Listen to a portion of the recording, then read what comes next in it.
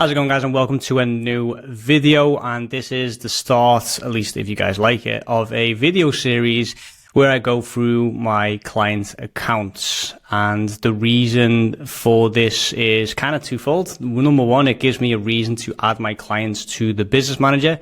More on that in a second.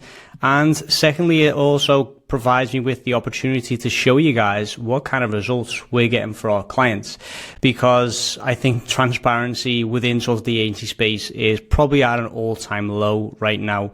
And I think it'd be good for brand owners to see what kind of results are possible, are realistic, and are being achieved by other brands in the industry, and also to show that sometimes some of the results that are being showcased within the industry are a little bit too good to be true, or need to be taken with a pinch of salt.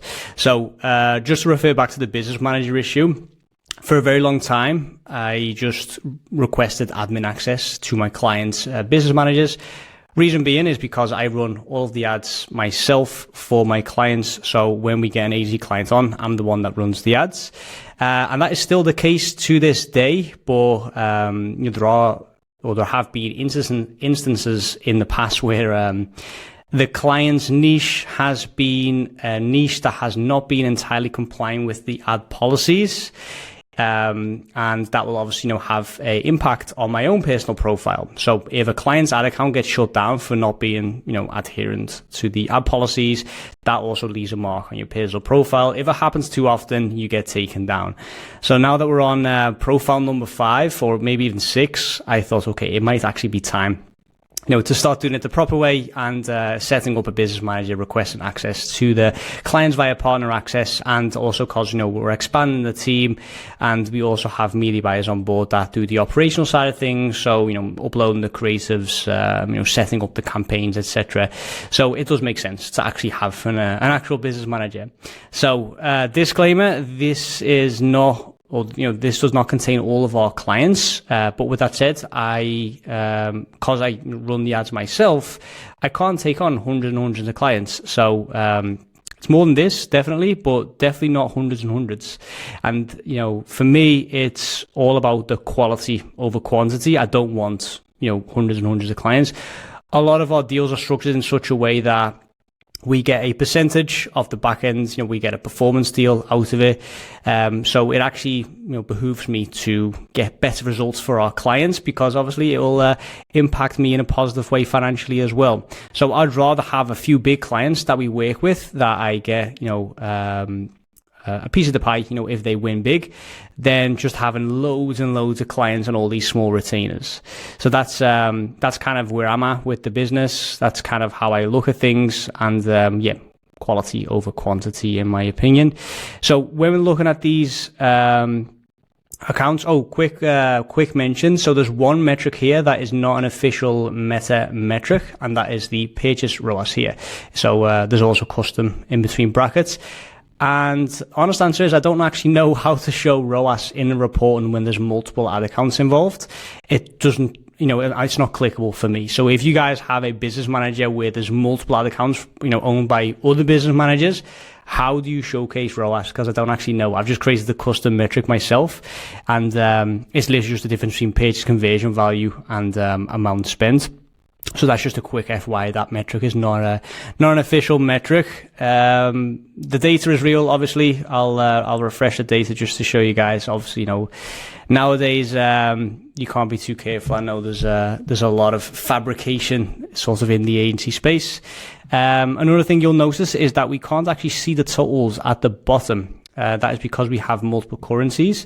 If we select country here, you'll be able to see what kind of countries our clients are active in.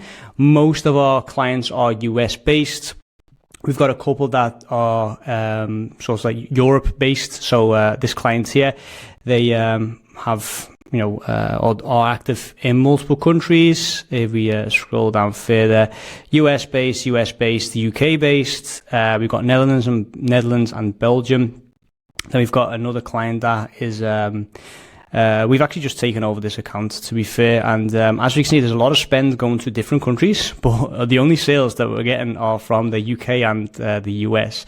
So that was the first thing we actually said to this client is whoever was running the ads previously, they spent a lot on countries that were never actually going to generate any sales. So as we can, like this, I know this client has a very high average order value. So just to put things into context, this is a female purse and bag brand. And it's very high ticket, and to run ads in Pakistan, Bulgaria, Lithuania, it's not going to result in sales, basically. So that's a bit of a shame. Although Sri Lanka seems to be getting 50, surely that's not real. 2,350 to 65. I'll have to double check that. That is definitely not real. So yeah, whoever ran the ads for this account previously, God knows what you've been doing. Anyway, moving on. Is this, how long is this going on for? Here we go. So Netherlands and Belgium, and then we've got another one at the US at the bottom here. So, yeah, mainly US. And then if we look at, let me just switch this off because that's super confusing. If we look at the type of brands, so this is female fashion, this is female jewelry, this is female gym wear, I guess, for lack of better words.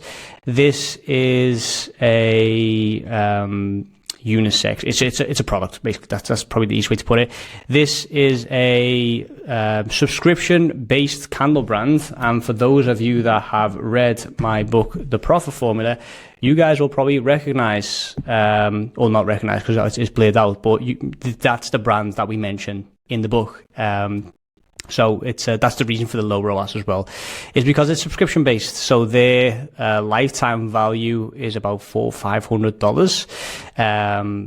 So they basically stay for quite a long time. Relative, it's not necessarily high ticket candles, but you know, it's the AOV is I think right now it's around $60-ish mark. Actually, yeah, it is, because obviously the ROAS wouldn't be one with a $61 CPA if it wasn't $60. So $60 CPA, $60 AOV roughly.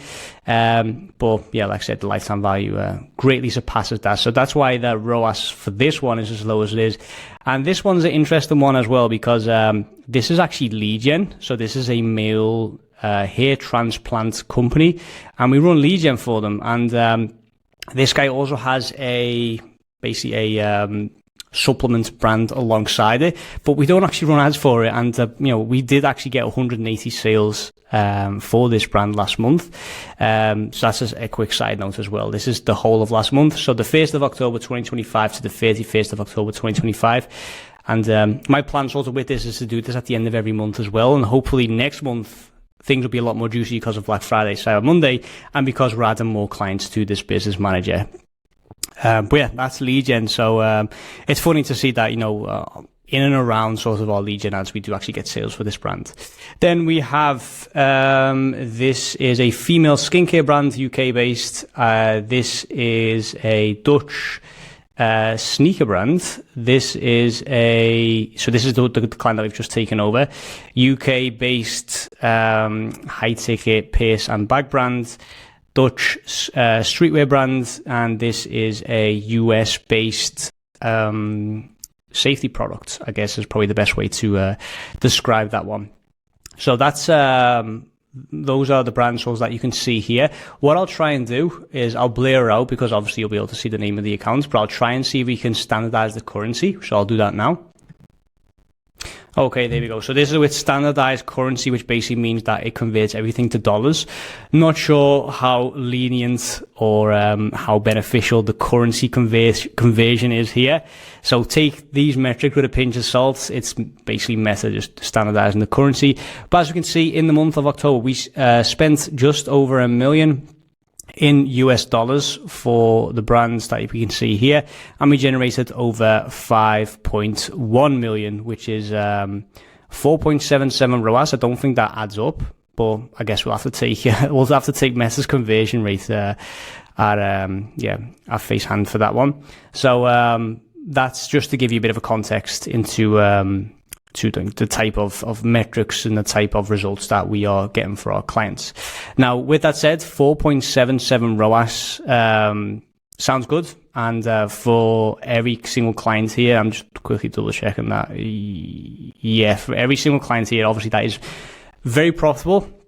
But I also want to quickly mention that return on ad spend is definitely not the be all and end all. Simply put, if we spend $10 and we generate $100, we have a 10 ROAS, which if I said to you, would you like a 10 ROAS? That sounds very, very enticing, right? You'll probably say yes. And especially if I say, okay, well, would you rather have a 10 ROAS or a 5 ROAS? You'd probably say, oh, I'll definitely go for the 10. But what if the 5 ROAS was actually you spending 2,000 and making 10,000 back? That is a 5x return on ad spend. Now, again, the 10 ROAS sounds higher, right? 10 ROAS over 5 ROAS. I'd want the 10 ROAS. But with the 5 ROAS, you've just made 9,900 more than the previous example. And then obviously think, okay, well, do I want $100 or do I want $10,000? You'd want to go for the $10,000.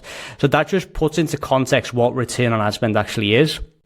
It's a metric that we definitely consider. It's definitely a metric that we keep in mind. We obviously we calculate the break-even return on ad spend for our clients. We calculate a sort of a profitable return on ad spend, but we always take this into account based on the amount that we spend. So simply put, if we want to, let's say, we're in a situation where we need to get a ROAS above a certain amount for a client, and we have free reign to manipulate the data in any way that we want, we will probably just switch off a lot of the ads, run a retargeting campaign, and that return on ad spend will be sky high. But have we then just shot ourselves in the foot in the long run? Probably, yeah, because we've just we've switched off the tap, right? That brings in all of the new clients, the new customers, etc. And also, something that we need to keep in mind is that the attribution window for Meta is 7 days. So anything that happens within a 7-day time frame gets recorded and reported by Meta. But that does not mean that someone has seen your ads for the first time within 7 days. More often than not, people are already aware of your brand, have been seeing your brand for months and months and months. So people that buy now are not necessarily people that see your ads now. These are people that have seen your ads for a very long time prior to that. So when you're spending money now, you're probably spending money now for customers that may not become a customer for another 2, 3, 4 months. Same goes for our agency ads. When we run ads for the agency, we always ask, hey, how did you come across us? What's the story behind that? And quite often we get the story, oh yeah, we've been seeing your ads for months, but it's just never been the right time, or we wanted to give our previous agency, a decent runway, give them a last chance. We've even had a few brands that said, we've been seeing your ads for months, but we were just too small at the time. And now we're at the point where we are big enough to work with you guys. Now's the time that we actually booked in the call. So, there's a lot of nuances to the return on ad spend, if you will. So, I just thought I'll pass that on.